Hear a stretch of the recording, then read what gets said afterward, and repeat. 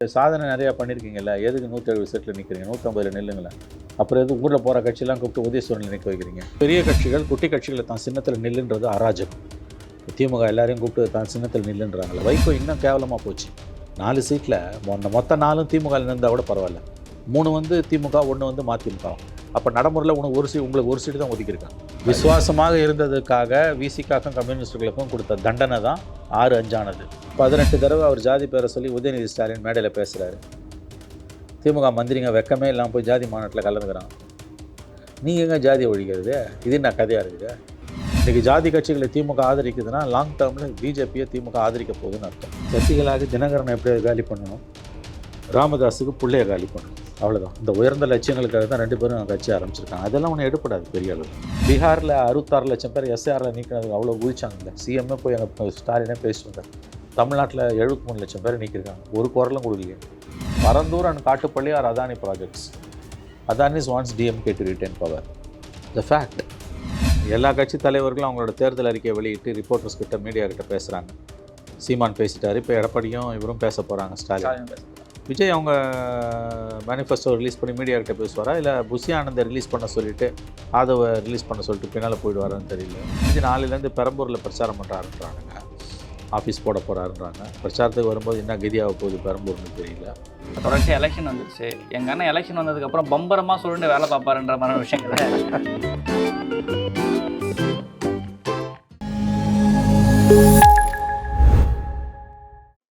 நமக்கு ஆரோக்கியம் தரும் விஷயம் எல்லாமே சுத்தமா தான் இருக்கணும். Lion Arabian dates. இப்போ அது லயனா டேட்ஸ். லயனா பிரீமியம் டேட்ஸ். நாடஸ்நேயர்களுக்கு வணக்கம். அரசியல் பல பரபரப்பான கட்டங்களை நோக்கி நகர்ந்து கொண்டு இருக்கிறது. அது குறித்து விவாதிக்க மூத்த பத்திரிகையாளர் திரு மணி அவர்கள் நம்ம இணைந்திருக்கிறார். வணக்கம் சார். சார், தமிழ்நாடு தேர்தல் நெருங்கிட்டே வருது. ஆனால் தேர்தலுக்கான பரபரப்பு இன்னும் வந்த மாதிரி தெரியல. இன்னும் கூட்டணி அந்த சீட் ஷேரிங் சார்ந்த விஷயங்களும் இன்னும் ஓடிக்கிட்டே இருக்குல்ல. இந்த தேர்தல் ஏன் இப்படி போகுதுன்ற ஒரு கேள்வி இருக்குல்ல. அப்படிலாம் சொல்ல முடியாது. நம்ம சூடு பிடிக்கல, அவ்வளோதான். அடுத்த வாரத்துலேருந்து சூடு பிடிச்சிட்டோம். பல தேர்தல்கள் ஆரம்ப கட்டத்தில் இப்படி தான் இருந்திருக்கு. அது ஒன்றும் புதுசாக பேசுகிறதுக்கு எதுவும் இல்லை. ஏன்னா 30ஆம் தேதி அடுத்த திங்கக்கிழமை தான் உங்களுக்கு நாமினேஷனே ஸ்டார்ட் ஆகுது. இந்த முறை 4 நாள் தான் நாமினேஷன், நடுப்புற லீவ் வரதால். ஸோ 30ஆம் தேதி, 31 ஏதோ பண்டிகை வருது, 1ஆம் தேதி புதன், செவ்வாய் 2ஆம் தேதி வியாழன், 3 வெள்ளி குட் ஃப்ரைடே, அதனால் லீவு. சாட்டர்டே 4ஆம் தேதி. ஸோ 4ஆம் தேதிக்கு பிறகு தான் கேம்பெயின் ஸ்டார்ட் ஆகும். ஸ்டாலின் ஏப்ரல் 3ஆம் தேதியிலேருந்து கேம்பெயின் போகிறாருன்றாங்க, புனித வெள்ளி அன்னிலேருந்து. ஸோ 15 நாள் கேம்பெயின், 18 நாள், 21ஆம் தேதி வரைக்கும் கேம்பெயின் பண்ணணும். அப்புறம் 23ஆம் தேதி எலெக்ஷன். சூடு பிடிக்க ஆரம்பிச்சிட்டோம். அதனால் அந்த ஆஸ்பெக்டில் இப்போ பேச வேண்டியது இல்லை நமக்கு. சீட் ஷேரிங் சார்ந்த விஷயங்களே பார்த்திங்கன்னா பரபரப்பாக போயிட்டு இருந்துச்சு. அதே மாதிரி தான் கடைசி நாள் நாமினேஷன் கடைசி நாளான நேற்று வரைக்கும் பாண்டிச்சேரியில் திமுகவுக்கும் காங்கிரஸுக்குமான அந்த சீட் வந்து இழுபழியாக தான் போயிட்டு இருந்துச்சு. அப்படி இருக்கிறப்ப தமிழ்நாட்டிலையும் அந்த மாதிரி சுச்சுவேஷன் வந்துருச்சு. ஏன்னா விசிகா தேமுதிக வந்து பெண்டிங் இருக்குது. ஆல்மோஸ்ட் அது முடிஞ்சிருன்ற சுச்சுவேஷனில் தான் இருக்குது. இந்த பக்கம் வாசன் மட்டும் பெண்டிங் இருக்கார். மற்றபடி பிஜேபி, பாமக ப்ளஸ் ஏஎம்எம்கேவோட சீட் ஷேரிங் ஃபைனல் பண்ணிட்டாங்க. பாமக முதல் முறை 20 தொகுதிகளுக்கு கீழே நிற்குது அப்படின்ற விஷயம் சொல்கிறாங்க. அதுக்கான காரணம் ராமதாஸ் அவர்கள் இல்லாததுனால, இல்லை பாமகவோட வலிமை குறைஞ்சிருக்கிறதுனால? இல்லை, ஒரு ராஜ்யசபா கொடுத்துட்டாங்கல்ல. ஒரு ராஜ்யசபா கொடுத்துட்டு தான் அவங்களுக்கு வந்து 18 சீட்டு. ஒரு Rajya Sabha is equal to 6 assembly seats. So அதனால் அது ஒன்றும் பெருசாக நீங்கள் பேச முடியாது. 11 சீட் அமமுகவுக்கு, அது அவங்களுடைய பலத்துக்கு ஏற்ற தொகுதி தான். அதில் ஒன்றும் ஆச்சரியப்படுறதுக்கு எதுவுமே கிடையாது. 11 தொகுதிக்கு அவங்க ஒர்த்து தான். அவங்க லாஸ்ட் டைம் அவங்க கூட இருந்திருந்தாங்கன்னா தமிழ்நாடு அரசு தலைகீழ மாறி இருக்கும். பல இடங்களில் மைனர் டிஃப்ரென்ஸ் தான். 23 தொகுதியில் திமுக ஜெயிச்சது காரணமே அமமுக தான். ஸோ அந்த புண்ணியத்தை வந்து திமுக ஜெயித்த புண்ணியத்தை டிடிவி தினகரனுக்கு தான் நம்ம கொடுக்கணும். இந்த முறை உஷாராகி வந்திருக்காங்க. டஃப் ஃபைட் இருக்கும் 2 தரப்புலையுமே. இது சிபிஎம் முடிஞ்சிச்சு. விசிகாவும் தேமுதிகவும் இன்றைக்கும் நாளைக்கும் முடிச்சுடுவாங்க. அது வந்து திரும்ப 8 சீட்டுன்றாங்க. அநேகமாக தேமுதிகவும் 8 சீட்டு தான். ஸோ அதில் ஒன்றும் சிக்கல் இருக்காது. இவங்க சைடில் எல்லாமே முடிஞ்சிச்சு. குட்டி கட்சிங்க மட்டும் இருக்குது. அது ஏடிஎம்கே சிம்பலா பிஜேபி சிம்பலான்றது முடிவு பண்ணிவிடுவாங்க. ஸோ களம் தெளிவாக தான் இருக்குது. குட்டி கட்சிகள் வந்து பிஜேபி சிம்பலில் நிற்கணும் அப்படின்னு சொல்லிட்டு பியூஷ் கோயல் வந்து ஒரு கோரிக்கை வைக்கிறாரு. ஆனால் அது பல பேர் வந்து ஏற்றுக்கின மாதிரி தெரியல. குறிப்பாக பாரிவேந்தர் உட்பட அவங்களுக்கு வந்து மைக் சின்ன இருக்குது, அதனால் நான் நிற்கிறேன்ற விஷயங்கள் சொல்கிறாங்க. ஏசி சண்முகம் வந்து நான் நிற்கிறேன்ற விஷயங்களை ஒத்துக்கிட்டாரு. குட்டி கட்சிகள்லேயும் சொந்த சின்னத்தில் நிற்கணும்னு ஆசைப்படுறாங்கன்ற ஒரு கேள்வி. அங்கீகாரம். அது பெரிய கட்சிகள் குட்டி கட்சிகளை தான் சின்னத்தில் நில்லுன்றது அராஜகம். இப்போ திமுக எல்லாரையும் கூப்பிட்டு தான் சின்னத்தில் நில்லுன்றாங்களே, அந்த மாதிரி அராஜகம் தான் அதிமுக பண்ணுறது. அதுதான் பிஜேபியும் பண்ணக்கூடியது. ஸோ பெரிய கட்சிகளுடைய ஆணவம் தான் இதுக்கு காரணம். சிறிய கட்சிகளை, குட்டி கட்சிகளை அவங்க சிம்பலில் நிற்கணும். சொல்கிறது. இது சட்டப்படி தடுக்கணும். இது அதுக்கு அரசியலமைப்பு சாசனத்தில் திருத்தங்களை கொண்டு வரணும். அவன் என்ன பண்ணுறான், தேர்தலில் 1 மணி நேரத்துக்கு முன்னால் திமுகவில் உறுப்பினராகி திமுக ஃபார்ம் ஃபில்லப் பண்ணி திமுகவில் டிக்கெட் வாங்கி நிற்கிறான். ஆனால் அசம்பிளிக்குள்ளே போகும்போது மனிதநேய மக்கள் கட்சின்னு போய் நிற்கிறான், கோமுதேக்கான்னு போய் நிற்கிறான், போன தடவை விசிகான்னு போய் நிற்கிறான், அந்த தடவை மதிமுகன்னு போய் நிற்கிறான். என்ன கேலி கூத்துங்க இது. அவங்க சின்னத்தில் அவங்க விசிகா ஓகே விட்டுருங்க, மதிமுக வந்து மதிமுக இப்போ மதிமுக ஒட்டுமொத்த 6 இப்போ 4 ஒட்டுமொத்த 6 திமுக சிம்பலில் தான் நின்று சிம்பலில் நிற்கிறான்னா வெறும் சிம்பல் இல்லை. அதுக்கு முன்னால் திமுக உறுப்பினர் படிவத்தில் கையெழுத்து போட்டு திமுகவில் மெம்பர் ஆகி தான் போகிறான். தலைவர் தான் சைன் பண்ணணும் அவங்களோட ஃபார்மில். அப்போ இவன் திமுகன்னு சொல்லிட்டு மதிமுக அசம்பிளியில் உட்காந்துருக்கீங்க. வேல்முருகனே அப்படி தான். அதைத்தான் நான் சொல்கிறேன், எல்லாரையும் சேர்த்து தான் நான் சொல்கிறேன், தனித்தனியாக சொல்லலை. எல்லாரும் சேர்த்தது, எல்லாம் ஒரே குட்டையில் உரிய மட்டைகள் தான். அப்புறம் நீங்களும் கட்சி அப்புறம் எது கட்சி நடத்துறீங்க? வேல்முருகனாக இருக்கட்டும், வைகோவாக இருக்கட்டும், அதில் வைகோ இன்னும் கேவலமாக போச்சு. 4 சீட்டில் அந்த மொத்த 4 திமுகவில் இருந்தால் கூட பரவாயில்ல, 3 வந்து திமுக, 1 வந்து மதிமுக. அப்போ நடைமுறையில் உங்களுக்கு ஒரு சீட்டு தான் ஒதுக்கியிருக்காங்க. அங்கே நிற்க போகிறதுக்கு திமுக சின்னம் தான் நிற்க ஜெயிக்க. திமுக தனக்கு தானே சீட்டை ஒதுக்கிக்குது. இது அரசியலமைப்பு சாசனத்தில் சட்டத்தில் இருக்கக்கூடிய கோளாறு, குறைபாடு, அவலம், அட்டூழியம், அராஜகம், ஆணவம், பெரிய கட்சிகளோட அராஜகம் இது. அதே தான் கூட்டின்னு வந்து இந்த குட்டி கட்சிகள்லாம் தாமரையில் நில்லுன்றது, தாமரையில்னா ரெட்டையில நில்லுன்றது. எடப்பாடி என்ன சொல்ல, நீ என்ன தாமரையில் நின்று ஓட்டு போட மாட்டான், ரெட்டையில நின்று ஜெயிக்க வாய்ப்பு அதிகன்றது ஃபேக்சுவலி கரெக்டு. பட் அவன் தனி கட்சியில் வச்சுருக்கான். ஸோ இவங்க எல்லாரும் திமுக, அண்ணா திமுக, பிஜேபி அத்தனை பேரும் ஒரே குட்டையில் ஒரே மட்டைகள் தான். ஆனால் இதில் ஒரு ஆடட் அட்வான்டேஜ் இருக்குது. இப்போ இண்டிவிஜுவல் சின்னத்தில் நின்னாங்கன்னா அவங்க வந்து சப்போஸ் கூட்டணி விட்டு வெளில போனாலும் கட்சி தகவல் தடை சட்டம் பாயாது. ஆமாம், ஒரு சின்னத்தில் நின்றுட்டாங்க, அதை தானே சொல்ல முடியாது, போக முடியாதுங்க. விப் இஷ்யூ பண்ணால் நீ கட்டுப்பட்டு ஓட்டு போகணும், இல்லைன்னா உன் பதவி போயிடும். பட் ராஜ்யசபா எலெக்ஷனில் விப் இஷ்யூ பண்ண முடியாது. ஒன்லி நோ கான்ஃபிடன்ஸ் மோஷன் அந்த முக்கியமான மசோதாக்களில் தான் நீ விப் இஷ்யூ பண்ண முடியும். மாநில அரசில் முக்கியமான மசோதா எதுவுமே கிடையாது, ஒரு கர்மந்திரமும் கிடையாது. நோ கான்ஃபிடன்ஸ் மோஷன் ஒரே ஒரு சிக்கல் வந்து யாருக்கும் மெஜாரிட்டி இல்லாத தொங்கு சட்டமன்றம் வந்துன்னா அப்போ விளையாடுவாங்க. அதுக்கு வாய்ப்பெல்லாம் தமிழ்நாட்டில் ரொம்ப குறைவு. அதனால இருந்துச்சு. பட் இந்த பக்கம் ப்ளே பண்ணவர் ப்ளேவே பண்ணாததுனால திருப்பி பழையபடி ஏடிஎம்கே டிஎம்கேவா வந்து களமாறி அன்றைக்கி அமமுக அந்த பக்கம் போயிருந்ததுன்னா தமிழ்நாடும் தொங்கு சட்டமன்றத்தில் பார்த்துருக்கோம். ஆக்சுவலாக தொங்கு சட்டமன்றம் வர்றது தான் ஜனநாயகத்துக்கு நல்லது. ஒழுங்காக இருப்பாங்க 2 பேருமே வந்து ஆணவத்தில் ஆடாமல் ஒழுங்காக இருப்பாங்க. இவன் தூக்கி ஒரே அடியே 150 கொடுக்குறது, இல்லைனா 10 சைபர் கொடுக்குறது. தமிழ்நாடு மக்கள் இந்த பெண்டுலத்தோட இந்த மூலையிலேருந்து அந்த மூலைக்கு போகிற மாதிரி இருக்காங்க. மற்ற ஸ்டேட் மாதிரி யாருக்கும் மெஜாரிட்டி இல்லாமல் இவங்களை இந்த பிரதான கட்சிகளை, ஆட்சி அமைக்க வாய்ப்புள்ள கட்சிகளை ஒரு 20-25 சீட்டு துண்டு விழுந்து நிற்க வைக்கணும். அப்போ தான் வந்து கொஞ்சமாவது அடங்குவாங்க, 2 பேரும் ஒழுங்காக இருப்பாங்க. இல்லை அந்த பயத்தில் தானே நான் 170 தான் நிற்பேன், இந்த சிம்பிள் 170 தான் நிற்கும், இந்த சிம்பிள் 150 தான் நிற்கும்னு சொல்லிட்டு ஒரு பெரிய சாதனை பண்ணியிருக்கீங்க. சாதனை நிறையா பண்ணியிருக்கீங்கல்ல, எதுக்கு 170 சீட்டில் நிற்கிறீங்க? 150 நில்லுங்களேன். அப்புறம் எது ஊரில் போகிற கட்சியெல்லாம் கூப்பிட்டு உதயசூரனில் நிற்க வைக்கிறீங்க? ஆமாம், பழைய கட்சிகள் கிட்ட வேற கூட்டணி வேற போன வாட்டி 6 வாங்க, இங்கிட்ட 5 வாங்கிக்கோங்க. இன்னொரு கட்சி வந்து இன்னொரு கட்சினா நீங்க தான் கூட்டணி, எலெக்ஷனுக்கு அணி மாறக்கூடிய கட்சி அது. ஜெயிச்சு அடுத்த நிமிஷமே என்னால் தான் ஜெயிச்சுன்னு பேசுவாங்க. அது கூட பரவாயில்ல, பிஜேபிக்கு தான் ஓட்டு போடுவாங்க. நாளைக்கு ஒரு நெருக்கடி வந்துன்னா பார்லிமெண்ட்டில் பிஜேபி தான் ஓட்டு போட போகிறாங்க. இது சத்தியம். இது என்னையும் உங்களோட ஸ்டாலினுக்கு நல்லா தெரியும், தெரிஞ்சு தான் கொடுக்குறாங்க. அதுவும் நம்பர்ஸ் அதிகம். விசுவாசமாக இருந்ததுக்காக விசிகாக்கும் கம்யூனிஸ்டுகளுக்கும் கொடுத்த தண்டனை தான் 6-5 ஆனது. பல இடங்கள்ல திமுக டிஃபெண்ட் பண்ணி பேசுறாங்க, பல மக்கள் நல்ல பிரச்சனை. சாம்சங் பேஷன்ல போராடின விசிக கம்யூனிஸ்ட்காரங்களை போட்டு அடிச்சது போலீஸ் தானே, போலீஸ் பிரச்சனை. அப்படிதானே ஓட்டு எங்கே வரும்? ஓட்டு வேணும்னு விரும்புகிற விசிகா எம்எல்ஏ எங்கே வேணால் போடலாம். உண்மையான விசிகா தொண்டை 21 போட்ட அளவுக்கு இந்த தடவை திமுக கூட்டணிக்கு போடுவானா? விசிகா தொண்டரின் மனசாட்சிக்கு இந்த விஷயத்தை நான் விட்டு விடலாம். 21 திமுக கூட்டணிக்கு வரிஞ்சு கட்டிக்கிட்டு வந்து போட்ட விசிகா தொண்டன் இந்த முறை அந்த அளவுக்கு வரிஞ்சு கட்டிக்கிட்டு வந்து காலையில் எழுந்திரிச்சு பல்லுது கூட தேய்க்காமல் பூத்தில் போயிட்டு ஓட்டு போட்டுருவானா? அந்த களப்பணி செய்வாங்கன்னு ஒரு கேள்வி. அதான் அதெல்லாம் எப்படி செய்வாங்க? நீ வச்சு செஞ்சுருக்கல பல இடங்களில் 5 இடத்துல 5 வருஷமாக திமுக வச்சு செஞ்சுது. அவங்க எப்படி களப்பணி செய்வாங்க? தூக்கிட்டு போய் இதில் வேங்க வயலில் என்ன பண்ணீங்க? பாதிக்கப்பட்டவனே குற்றவாளியாக மாற்றினீங்கல்ல. இப்போ அந்த நாங்குநேரி தொடர்ந்து இவ்வளவு தலித்து கொடுமைகளுக்கு பிறகும் பாசிச பாஜக எத்தனை நாளைக்கு இந்த பூச்சாண்டி, எத்தனை நாளைக்கு இந்த பருப்பு வேகும்? ஓட்டிங்க 5 வருஷத்தை. ஸ்பின் டாக்டர்ஸ் இருக்காங்க, தலையை வாழணும் வாழை தலைன்னு சொல்லக்கூடியவங்க. மக்கள் தான் முடிவு பண்ணணும். இதில் ஒரு ஒரு பக்கம் இந்த பக்கம் பார்க்குறப்ப மதவாத கூட்டணி ஜாதியவாத கூட்டணின்னு சொல்லிட்டு ஏடிஎம்கே வந்து ஒரு ஃப்ரேம்குள்ளே கொண்டு வராங்க. இந்த பக்கம் வரப்போ ஏறக்குறைய அதே மாதிரியான விஷயங்கள் தான் இருக்குது. ஆனால் கொஞ்சம் ஒரு போலரைசேஷன் மட்டும் லைட்டாக மாறி இருக்குது. ஆனால் இந்த பக்கமும் பல ஜாதி கட்சிகள் இருக்குது. இப்போ கொங்கு மக்கள் பேரவை, கொங்கு தேசிய மக்கள், அதெல்லாம் அதோட மோசமான ஜாதி கட்சிலாம் இருக்குதுங்க. ஊர்பட்ட ஜாதி கட்சியை வச்சுக்கிட்டு புதிய திராவிட கட்சி ஆமாம் சொல்லிட்டு பேசிக்கிட்டு 18 தடவை அவர் ஜாதி பேரை சொல்லி உதயநிதி ஸ்டாலின் மேடையில் பேசுகிறாரு. திமுக மந்திரிங்க வெக்கமே இல்லாமல் போய் ஜாதி மாநாட்டில் கலந்துக்கிறான். நீங்கள் எங்கே ஜாதியை ஒழிக்கிறது? இது என்ன கதையாக இருக்குது? அவன் மதத்தை பிடிச்சினா நீ ஜாதியை பிடிச்சிக்கணும். ஓட்டை வாங்கணும், ஜெயிக்கணும். பதவி வெறி. அவன் கூடிய எக்கேடு கட்டாலும் கவலையில் நான் ஜெயிக்கணும். யாருக்கும் வித்தியாசம் இல்லைங்க. இந்த கட்சிங்க யாருக்குமே வித்தியாசம் இல்லை.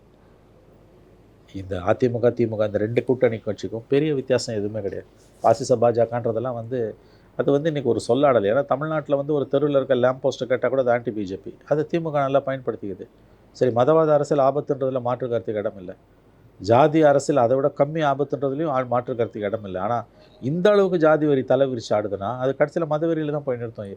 எல்லா சுயசாதி பெருமையும் தலித்துகளுக்கு விரோதமானது மட்டுமல்ல, அது இந்துத்துவாவுக்கான பெருந்தீனி. அது ஒரு கட்டத்தில் இந்துத்துவா அதை விழுங்கும். எல்லா ஜாதி சங்கத்தையும் இந்துத்துவா விழுங்கும். இன்றைக்கி ஜாதி கட்சிகளை திமுக ஆதரிக்குதுன்னா லாங் டேர்மில் பிஜேபியை திமுக ஆதரிக்க போகுதுன்னு அர்த்தம்.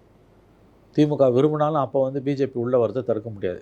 திமுக விரும்பாட்டியும் மறைமுகமாக திமுக வளர்த்து விடுற மாதிரி. ஆமாம், பிஜேபியை மறைமுகமாக திமுக தன்னால் முடிஞ்ச அளவுக்கு நீ வளர்த்து விட்டுட்டுருக்குது. அதுதான் உண்மை. அதே மாதிரி இன்னொரு விஷயம், பிரேமலதா அவர்கள் சொல்கிறாங்க, ஒரு கார் வாங்க கூட முடியாத நிலைமையில் கேப்டன் எங்களை விட்டு போனார் சொல்ல கொஞ்சம் ஆதங்கமாக பேசுகிறார். அது ஒரு பக்கம் இருக்கட்டும். அவங்க அதை பேசுறதுக்கு காரணமாக ஒரு சில மீம்ஸு. நேற்று கூட்டணியில் சேர்ந்தவங்க பார்த்தீங்கன்னா டிஃபெண்டர் கார் வாங்கிட்டாங்க, இன்னும் நீங்கள் 2 சீட்டுக்கு அடப்பு எடுத்துகிட்ருக்கீங்க அப்படின்னு சொல்லிட்டு ஜாதிய ரீதியாக திருமாவளவனையும் கம்யூனிஸ்ட் உண்டியல் கொடுத்துட்ருக்கீங்க, அடப்பு எடுத்துகிட்ருக்கீங்கன்னு சொல்லிட்டு திருமாவையும் கம்யூனிஸ்டையும் காயின் பண்ணுற மாதிரி ஒரு சில இடத்துல போடுறாங்க. அந்த பல இடங்களில் டிஎம்கே காரங்களே ரீபோஸ்ட் ரீஷேர்லாம் பண்ணியிருக்காங்க. அதாங்க இன்றைக்கி ஏன் இந்த கூட்டணிக்குள்ளே இவ்வளவு நெருக்கடின்றது எல்லாருக்கும் தெரியும். யாரை உள்ள கூட்டம் வந்ததால் இந்த நெருக்கடின்றது எல்லாருக்கும் தெரியும். திமுகவுக்கு விசுவாசமாக இருந்த ஒரே காரணத்துக்காக 2 இடதுசாரிகளும் விசிகாவும் இன்றைக்கு தண்டிக்கப்பட்டிருக்கிறார்கள். they were punished for their loyalty to DMK. திமுக கூட்டணிக்கு விசுவாசமாக இருந்ததால் இடதுசாரிகளும் விசிகாவும் தண்டனைக்கு உள்ளாகி இருக்கிறார்கள். நாளைக்கு ஒரு தொங்கு சட்டமன்றம் வந்ததுன்னா இவங்க இந்த எம்எல்ஏஸ் அங்கே போக மாட்டாங்க. ஆனால் தேமுதிக எம்எல்ஏஸ் பற்றி நம்ம பேசாமல் இருக்கிறது நல்லது. எல்லாமே silence is the best answer. DMK ஏன் இதை செய்யுதுன்றது ஒரே ஆன்சர் தான். லாங் டேர்மில் பிஜேபியோட காம்ப்ரமைஸ் பண்ணுவாங்க. 26க்கு பிறகு பெரிய அளவில் காம்ப்ரமைஸ் பண்ண போகிறாங்க. அதோட அறிகுறி தான் மதசார்பற்ற சக்திகளை வீக்கெண்ட் பண்ணுறதும், எடுத்தெடுப்பில் தேமுதிக ராஜ்யசபா சீட்டு கொடுக்குறதும். தேமுதிக ராஜ்யசபா சீட்டு கொடுத்தா முக்கியமான மசோதாலெல்லாம் பிஜேபி ஓட்டு போடுவாரா, இந்தியா பிளாக் ஓட்டு போடுவார்? பிஜேபி தான் ஓட்டு போடுவார். அப்போ பிஜேபியோட கரங்களை வலுப்படுத்துகிற வேலையை திமுக செய்து கொண்டிருக்கிறது. இன்னொரு விஷயம் சார், இப்போ இவங்களெல்லாம் தாண்டி 5வது அணியாக ஒரு அணி வந்திருக்கு. ராமதாஸ் அவர்களும் சசிகலா அவர்களும். இவங்க இந்த தேர்தலில் எதுக்காக களம் காண்றாங்கன்னு ஒரு கேள்வி இருக்கு. கொள்கை சார்ந்த விஷயம் அதெல்லாம் ஒன்றும் கிடையாது. பர்சனல் என்மைட்டி. சசிகலாவுக்கு தினகரனை எப்படி காலி பண்ணணும், ராமதாஸுக்கு பிள்ளைய காலி பண்ணணும், அவ்வளோதான். இந்த உயர்ந்த லட்சியங்களுக்காக தான் 2 பேரும் கட்சி ஆரம்பிச்சிருக்காங்க. அதெல்லாம் ஒன்றும் எடுப்படாது பெரிய அளவில். மக்கள் இவங்க நம்பி ஓட்டு போடுவாங்கன்னு எப்படி போடும்? அது அவங்க நம்புறாங்க, போடுவாங்கன்னு. எல்லா அரசியல்வாதியும் நம்புறாங்கல்ல, அது மாதிரி அவங்களும் நம்புறாங்க. என்ன வித்தியாசம் இந்த அரசியல்வாதிகளுக்குள்ள சொல்லுங்கள்? மதவாதம்னு பேசிட்டு ஊர்பட்ட எல்லா ஜாதி கட்சியையும், மதவாத கட்சிகள் உட்பட சிறுபான்மையின கட்சிகளில் சில கட்சிகள் அப்பட்டமான மதவாத கட்சிகள், முஸ்லீம் அமைப்புகளில் எல்லாம் ஒன்றும் ஒழுங்கானது கிடையாது. அதில் அப்பட்டமான மதவெறி கொண்ட அமைப்புகள் சிலது இருக்குது. அவனையும் உள்ளே சேர்த்துருக்கார். ஜாதி கட்சி அத்தனை ஜாதி கட்சியும் திமுக பின்னால் நிற்கிறான். மறந்துடாதீங்க, எல்லா சுயஜாதி பெருமையும் தலித்துகளுக்கு எதிரானது.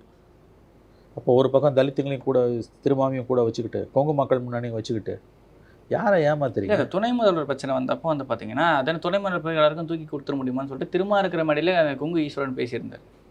அப்புறம் யார் இவங்கெல்லாம் தெரியுது இல்லை? அதே மாதிரி இப்போ ரீசெண்டாக திரும்ப வளர்றது யாருக்கும் பிடிக்கல, அதை வளரவும் விட மாட்டாங்க, காலம் இன்னும் கணிந்து வரல அப்படின்ற இன்னும் நம்ம உழைக்க வேண்டியது இருக்குன்ற விஷயங்கள திரும்ப அவர்கள் பேசுகிறாரு. நேச்சுரலி அவன் மட்டும் வந்துடக்கூடாதுன்றாங்கல்ல, அவன் வேணாம் வரலாம், அவன் வந்துடக்கூடாதுன்றாங்கல்ல. இது இப்படி தான் அநீதியில் தான் இந்த உலகம் நின்றுட்டுருக்குது. அதை நோக்கி தான் பயணிக்குது. நடிகர் விஜய் அவர்களுடைய அரசியல் பயணம் தொடர்ச்சியாக எலெக்ஷன் வந்துருச்சு. எங்கள் அண்ணன் எலெக்ஷன் வந்ததுக்கப்புறம் பம்பரமாக சொல்லிட்டு வேலை பார்ப்பாருன்ற மாதிரி விஷயங்களை ஆதவர்ஜன் அவர்கள் பேசியிருந்தார். எலெக்ஷன் அனௌன்ஸ்மெண்ட் வந்துருச்சு, இன்னும் நாமினேஷன் ஃபைலிங் கூட வந்துடும் போல். இன்னும் அந்த பம்பரை சொல்லவே ஆரம்பிக்கல. அந்த சாட்டை யார்கிட்ட இருக்குன்றது தெரியல. சாட்டை துரமுருகன் சீமான் கிட்ட இருக்கார். சாட்டை வந்து சீமான் கிட்ட தான் இருக்கார். நம்முடைய நண்பர் தான் சாட்டை. நல்ல வீடியோலாம் போடுவார். One of the powerful YouTubers. ஏன்னா அவர் வீடியோலாம் 20-25 லட்சம் போகுது போல சாட்டை. இது ஆமாம், வாழ்த்துக்கள் நண்பர் சாட்டைக்கு. விஜய் எங்கேருந்து சாட்டையை சொல்கிறது? சாட்டையை எடுத்து எங்கள் வீட்டு பிள்ளை எம்ஜிஆர் மாதிரி அவர் வீட்டுக்குள்ளே அவர் சுற்றிக்க வேண்டியது. ஜனநாயகன் படத்தில் சொல்லிட்டே இருக்கார், பாவம் சென்சார் போர்டு கட் பண்ணி தூக்கிட்டான். சாட்டையை தூக்கினது அவன் தூக்கிட்டான். கேலி குத்தா போச்சு. கேம்பெயினுக்கு எங்கே வருவாருன்னு எனக்கு தெரியல. இப்போ எல்லா கட்சி தலைவர்களும் அவங்களோட தேர்தல் அறிக்கையை வெளியிட்டு ரிப்போர்ட்டர்ஸ் கிட்ட மீடியா கிட்ட பேசுகிறாங்க. சீமான் பேசிட்டார். இப்போ எடப்பாடியும் இவரும் பேச போகிறாங்க, ஸ்டாலின் பேச போகிறாங்க. விஜய் அவங்க மேனிஃபெஸ்டோ ரிலீஸ் பண்ணி மீடியா கிட்ட பேசுவாரா, இல்லை புஷி ஆனந்தை ரிலீஸ் பண்ண சொல்லிவிட்டு ஆதவை ரிலீஸ் பண்ண சொல்லிட்டு பின்னால் போயிடுவாரான்னு தெரியல. இதுக்கு நடுப்புற செய்தி நாளையிலேருந்து பெரம்பூரில் பிரச்சாரம் பண்ணுறாருன்றானுங்க. ஆஃபீஸ் போட போகிறாருன்றாங்க. பிரச்சாரத்துக்கு வரும்போது என்ன கதியாக போகுது பெரம்பூர்னு தெரியல. So highly populated, highly density area, mobility அதிகமாக இருக்கிற ஏரியா. டெய்லி பல பேர் அது நாளைக்கு தான் தெரியும். எத்தனையோ நாடகத்தை பார்த்துட்டோம், இந்த ஒரு நாடகத்தையும் பார்க்க போகிறோம், அவ்வளோதான். ஆனால் இன்னும் அவர் 214 தொகுதிக்கும் போயிட்டு பிரச்சாரம் பண்ணுன்ற மாதிரி விஷயங்கள் வந்து ஃபஸ்ட்டு சொல்லிட்டு இருந்தாங்க, பேசிகிட்டு இருந்தாங்க. அதுக்கான ஒரு வாய்ப்பு இருக்கிற மாதிரி கூட தெரியலையன்ற ஒரு கேள்வி இருக்குல்ல. யார்? விஜய் அவர்கள் 214 எப்படி சார் போவார்? எப்படி போவார் நீங்கள் நம்புறீங்க சொல்லுங்கள்? வாய்ப்பே கிடையாது. 10-15 தொகுதி ஒன்றா சேர்த்து பண்ணுவார்னு நினைக்கிறேன். மாடல் கோட் ஆஃப் கான்டாக்ட் வந்ததுனாலும் நடைமுறையில் இல்லையே. பல விஷயங்கள் நடக்கவே இல்லையா. ஒரு அதிகாரி கூட மாற்றலை. 6 எஸ்பி வெஸ்ட் பெங்கால், அது சின்ன மேட்ருங்க. வெஸ்ட் பெங்கால்லாம் chief secretary, DGP, ADGP, commissioner எல்லாரையும் மாற்றிட்டான். இங்கே யாரையுமே மாற்றலை, தொடவே இல்லையா. திமுகவும் மறைமுகமாக பிஜேபி விரும்புது, நேசிக்குது. திமுக ஜெயிச்சா பிஜேபிக்கு எந்த கவலையும் இல்லை. குறிப்பாக நேரு விவகாரமாகட்டும் சரி, எதையுமே தொல்லையாங்க, எதையுமே தொல்லையா. எவ்வளோ மேட்ரு இருக்குது, ஏதாவது ஒன்று தொட்டாங்களா? செந்தில் பாலாஜி பிரதமர் வந்து பேசுகிற கூட செந்தில் பாலாஜி பற்றின விஷயங்களோ இல்லை, ஒன்றுமே இல்லை. திருச்சியில் வந்து பேசுகிறார், நேரு பற்றி பேசாமல் போகிறார் பிரதமர். இல்லை பேசுகிறார், பெயர் சொல்லாமல் சொல்கிறாரு.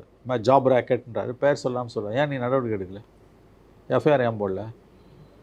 ஆகவே அவங்க டிஎம்கே பிஜேபி ஒருவேளை ஜெயிச்சு வந்ததுன்னா திமுக வெற்றிக்கு தான் வாய்ப்புகள் அதிகம். 4-வே கண்டெஸ்ட்டு, 5-வே கண்டெஸ்ட்டு. ஸோ திமுக ஜெயிச்சு வந்த உடனே கண்டிப்பாக வந்து நிறைய காம்ப்ரமைஸ் நடக்கும் பிஜேபியோட.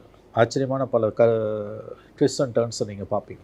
இல்லை, பல விஷயங்கள் இருக்குது. திமுக வந்து இந்த கனிமவளம் சார்ந்த விஷயங்கள்லாம் வந்து பார்த்திங்கன்னா பல இடங்களில் வந்து என்னென்ன பண்ணியிருக்காங்கன்னு தெரியும். பிடிஆர் பேசின ஆடியோ உட்பட பல பேருக்கு தெரிஞ்ச விஷயம். சமீபத்தில் பட்ஜெட்டில் வந்து பார்த்திங்கன்னா கனிம வளம், இந்த மேக்னெட்டிக் ரிசோர்ஸஸ் பற்றின விஷயங்களை வந்து இது பண்ணி எடுக்கிறதுக்கு, மைண்ட் பண்ணி எடுக்கிறதுக்கான விஷயங்களை நிர்மலா சீதாராமன் அவர்கள் நிறைய பேசியிருந்தார். ஒருவேளை இவங்க ரொம்ப சைலண்டாக போகிறதுக்கான காரணம் திருப்பி இந்த விஷயத்தில் வந்து திருப்பி இது பண்ணுவாங்க, நியூட்ரினோ மாதிரி அந்த மாதிரி பல விஷயங்களை வந்து அன்னியட் பண்ணி எடுக்கிறதுக்கான வாய்ப்புகள் அதிகமாக இருக்குமோ? ஆமாம், இதில் கண்டிப்பாக ஜெயிச்சு வந்தாங்கன்னா அது என்னன்றது. ஜெயிச்சு வந்தால் காம்ப்ரமைஸ் போவாங்க பிஜேபி. 21-26 மாதிரி தினம் பிஜேபி எடுத்து சண்டை போட மாட்டாங்க. You can't be on war mode perpetually. ஒரு விதமான பிஜேபியோட காம்ப்ரமைஸுக்கு கண்டிப்பாக திமுக போகும். ஆனால் வெளியில் அது தெரியாது. பிஜேபி எதிர்ப்பு உறுதியாக இருக்குன்ற மாதிரியான போஸ்டரிங்கை வந்து அப்படியே மெயின்டைன் பண்ணுவாங்க. சில காம்ப்ரமைஸை பண்ணுவாங்க, அதை சேல் பண்ணுவாங்க. இப்போ எடப்பாடி பிஜேபியோட போனால் அவர்கிட்ட மக்கள் மத்தியில் அவரால் அதை நியாயப்படுத்த முடியல. இதே திமுக போயிருந்ததுன்னா நியாயப்படுத்துவாங்க, வளர்ச்சி. ஏன்னா அவங்களுக்கு அரசியல் தெரியும், அவங்கக்கிட்ட பணபலம் இருக்குது, படைபலம் இருக்குது, டீம் இருக்குது அவங்களுக்கு. இது எதுவுமே எதிர்கட்சி கிடையாது, இதனால் எந்த கட்சிக்குமே கிடையாது, எந்த கட்சியும் கிடையாது. அதனால் எந்த ஒரு அரசியல் நிலைப்பாட்டை எதிர்த்தாலும் மக்கள் மன்றத்தில் அதை நியாயப்படுத்தக்கூடிய, பச்சையாக சொன்னால் சேல் பண்ணக்கூடிய இந்த பிஸ்னஸ் டாக்டிக்ஸ் அவங்கக்கிட்ட இருக்குது திமுக கிட்ட. மற்றவங்க கிட்ட அது இல்லை. எலெக்ஷன் முடிஞ்சோன்னா நிறைய சம்மர் சால்ட்டை திமுக மேற்கொள்ளும். அதனால தான் வந்து உங்களுக்கு வந்து பெரிய அளவில் வந்து இன்றைக்கி பிஜேபி வந்து டிஎம்கேவை டிஸ்டர்ப் பண்ணாமல் இருக்கிறதுக்கு காரணம். மம்தா பானர்ஜி அவ்வளோ டிஸ்டர்ப் பண்ணுறாங்க, ஏன் இவங்களை டிஸ்டர்ப் பண்ணுறாங்க? சரி, இவங்களும் பீகாரில் 66 லட்சம் பேர் எஸ்ஏஆரில் நீக்கினதுக்கு அவ்வளோ குதிச்சாங்கல்ல. சிஎம்ஏ போய் எங்கள் ஸ்டாலினே பேசிட்டு வந்தார். தமிழ்நாட்டில் 73 லட்சம் பேர் நீக்கியிருக்காங்க, ஒரு குரலும் கொடுக்கலையே. ஏன்னா அதை கையில் வச்சா சுடுன்னு உனக்கு தெரியுது. இன்னொன்று என்ன நீங்கள் நினைக்கிறேன்னா, 73 லட்சம் நம்மளால இல்லை, எவனோ ஆட்சிருக்கான்னு நீங்கள் உறுதியாக நம்புறீங்க. நான் கேட்குறேன், அப்படின்னா எஸ்ஏஆரை நீங்கள் ஏற்றுக்கிறீங்க. நீங்கள் ஆர்ப்பாட்டம் பண்ணாமல் அமைதியாக நீங்கள் இருக்கீங்கன்னா அர்த்தம் எஸ்ஏஆரை நீங்கள் ஏற்றுக்கிறீங்க. நாளைக்கு தோற்றிங்கன்னா எஸ்ஏஆரில் தோற்றம்லாம் பேசக்கூடாது. இப்போ இங்கே எஸ்ஏஆர் ஏற்றுக்கிறீங்களா, எதுக்கு பீகாரில் போய் ஏற்றுங்க?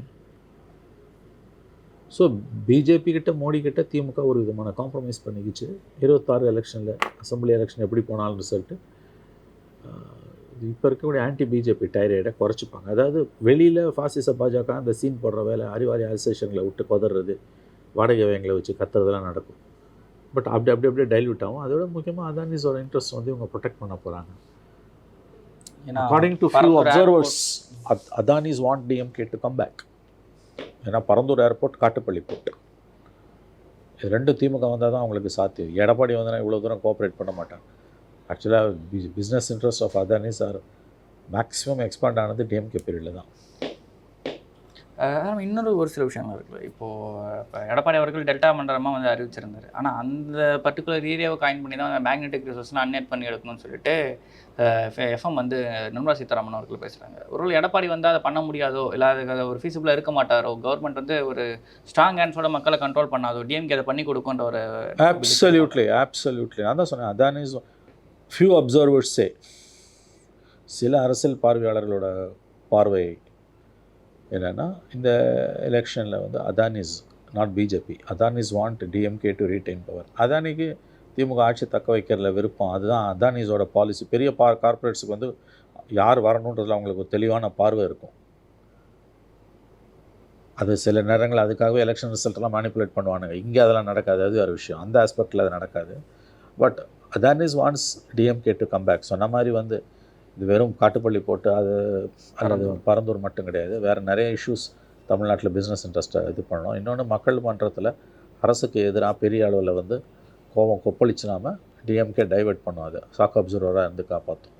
அதெல்லாம் தெரிஞ்சு தான் வந்து இன்றைக்கி வந்து ஒரு கட்டத்தில் வந்து கூட்டணி கட்சிகளே வந்து உங்களுக்கு வந்து இதை யோசித்தாங்க. பட் முடிவு எடுக்க முடியாது. உங்களுக்கு வந்து ஒருத்தர் சொன்னதாக எனக்கு தகவல் இது சொல்லும்போது, ஒரு சீனியர் காங்கிரஸ் லீடர் டெல்லியில், will cross the bridge when we come to it. அவங்களுக்கும் தெரியுது போஸ்ட் 26 வந்து டிஎம்கேவோட ஆன்டி பிஜேபி கிரெடென்ஷியல்ஸ் வந்து அண்டர் சீஜ், அண்டர் ஷேடோன்றது தெரியுது. பட் அதுக்காக நம்ம இப்போ உடச்சிக்க முடியாது, உறவாக இருக்க முடியாது. உடற மட்டும் ஓடட்டும். அந்த ஸ்டாண்ட் அவன் எடுக்கிறான்னா அப்போ பார்த்துக்கலான்ட்டாங்க. ஏன்னா இவங்க நடக்கக்கூடிய 3 விஷயங்கள், இவங்க செய்யக்கூடிய விஷயங்கள் எல்லாமே அப்படி தான் இருக்குது. 3 விஷயத்த சொல்லலாம். பார்லிமெண்ட் எலெக்ஷன் முடிஞ்சோன்னா ராஜ்நாத் சிங்கை கூப்பிட்டு கருணாநிதி நாணய வெளியிட்டு விடா, அதானிஸ் வந்து ஸ்டாலினை பார்த்துட்டு போனது, அப்புறம் வந்து என்டிசி மீட்டிங்கில் போய் முதலமைச்சர் 5 வருஷமாக கலந்துக்காதவர் 5வது வருஷம் கலந்துக்கிட்டது, 4 வருஷம் கலந்துக்காதவர். So there is a clear green signal to Adani's, BJP. And Adani's business இன்ட்ரெஸ்ட்டை நீங்கள் சாலிடாக ப்ரொடெக்ட் பண்ணுறீங்கன்னா வந்து அவங்க எடப்பாடி விரும்ப மாட்டாங்க, ஸ்டாலினை தான் விரும்புவாங்க. ஏற்கனவே ஒரு அமைச்சருக்கு சொந்தமாக பல 100 ஏக்கரில் இடம் இருக்குது பரந்தூரில், அதை வந்து அதிக தொகைக்கு விற்க பார்க்குறாங்கன்னு சொல்லிட்டு வேல்முருகன் குற்றச்சாட்டு வர வச்சிருக்காரு. இண்டிவிஜுவல் சென்ட்ரிக்காக போக தேவையில்லை. நம்ம ஓவராலாக இந்த ப்ராஜெக்ட் வந்து அது வந்து நீர்நிலை மீது கட்டப்படக்கூடிய ஒரு ஏர்போர்ட், சுற்றுப்புற சூழலுக்கு பெருங்கேட்டை விளைவிக்கக்கூடியது. என்ன சுற்றுப்புற சூழலுக்கு பாதிப்பு வரப்போகுதுன்னு மச்சேந்திரநாதன் கமிட்டியை போட்டாங்க. ரிட்டையர்டு ஐஏஎஸ் ஆஃபீஸர் மச்சேந்திரன் அந்த கமிட்டி ரிப்போர்ட்டை வெளியிடவே இல்லை. ஆல்ரெடி திருப்பூர் கமிட்டி ரிப்போர்ட்டுமே வெளியிடவே இல்லை. திருப்பூர் கூட வேறங்க, அது வந்து வெறும் சிட்டி சம்மந்தப்பட்ட, இது வந்து நீர்நிலைகள் மீது நடத்துகிறாங்களே என்ன தாக்கத்தை ஏற்படுத்தும்னு மச்சேந்திரநாதன் கமிட்டி ரிப்போர்ட்டை இம்ப்ளிமெண்ட்டே பண்ணல. 2015 இப்படி தான் அடையார் பிரிட்ஜ் மேலே அந்த ஓவர் கம்பெனி ஏர்போர்ட்டோட அந்த ரன்வே கட்டினதுனால ஏர்போர்ட்டில் அவ்வளோ பெரிய லாஸஸ் இருந்துச்சு, ரன் பண்ண முடியாமல். அதே தான் இன்றைக்கி வந்து பரந்தூரில் பண்ண போகிறாங்க. Parandur and Kattupalli are Adani projects. Adanis wants DMK to retain power. The fact is the fact. விஷயம் தெரிஞ்சவங்களுக்கு தெரியும். இந்த எலெக்ஷனில் ஏன் டிஎம்கே இந்த கவர்மெண்ட்டை வந்து எந்த டிஸ்டர்பன்ஸும் பிஜேபி பண்ணல. பெங்காலில் அவ்வளோ பண்ணுறான்ல, chief secretary, home secretary, DGP, additional DGP, Calcutta police commissioner, 13 DMs, district magistrates, 9க்கும் மேற்பட்ட டிஏஜிஸ் அண்ட் ஐஜிஸ், தலைகீழப்பட்டு பிரசிடென்ட் ரூலுன்றான் மந்தா, அறிவிக்கப்படாத பிரசிடென்ட் ரூலுன்றாங்க. இங்கே ஒரு ஆஃபீஸரை தூக்கல, நீ ஒரே ஒரு ஆஃபீஸர். இத்தனைக்கு 2 தடவை போய் பெட்டிஷன் கொடுத்துட்டு வந்திருக்காரு எடப்பாடி, லிஸ்ட்டு போட்டு இவங்களெல்லாம் மாற்றினேன் பார்க்குறோன்றாங்க. கூட இருந்தே கெடுக்குதா பாஜக அதிமுகன்னு ஒரு கேள்வி இருக்குல்ல. ஏன் அப்படின்னா இன்னொரு 5 வருஷம் டிஎம்கே வருது அப்படின்னா அதிமுகவுக்கு அது ரொம்ப வீக்னஸான தானே இருக்கும். ஏன்னா 2031 அதிமுக எவ்வளோ வீக்காக இருக்கும் அந்த அளவுக்கு பாஜக வளர்ந்துருக்குன்ற ஒரு சுச்சுவேஷன் இருக்குது. இந்த பக்கம் ஈக்குவல் ஆப்போனண்ட்டாக டிவிகே வளர்ந்துருக்கும். அப்போ ஏடிஎம்கே இம்பார்ட்டன்ஸ் ரொம்ப குறைஞ்சிருக்கும். 2030 இந்த எலெக்ஷனில் மேக்ஸிமம் ஏடிஎம்கேவை காலி பண்ணணும் தான் மோடி விரும்புகிறாரு, பிஜேபி ஆர்எஸ்எஸ் விரும்புது. ஆனால் முழுசாக அதுக்காக அடித்து சமட்டியால் அடித்து காலி பண்ண மாட்டாங்க. சுற்றி இருக்க சிறகுகளெல்லாம் வெட்டுவாங்க. பெங்காலில் மம்தாக்கு கொடுக்குற குறைச்சல்ல 10ல் ஒரு பங்கு கூட எங்கள் ஸ்டாலினுக்கு கொடுக்கலையா? ஸோ கிளியராக தெரியுதுங்க, ரைட்டிங் இஸ் ஆன் த வாலுங்க. அவங்க வந்து போஸ்ட் 26 ஒரு வேளை ஜெயிச்சாங்கன்னா அவங்க பிஜேபியோட செவரல் இஷ்யூஸில் காம்ப்ரமைஸ் போவாங்க. ஆனால் வெளிப்பார்வைக்கு ஃபாசிச பாஜகன்ற அந்த அல்வா கொடுக்குறது மட்டும் தொடர்ந்து நடக்கும். அதை வச்சு தான் ஓட்டு வாங்க முடியும். அதனால் அது பாட்டு அது நடக்கும். But the fact of the matter is DMK is gravitated towards BJP. Okay sir, இவ்வளோ உங்களுக்கு பொண்ணா நன்றி. நன்றி சார்.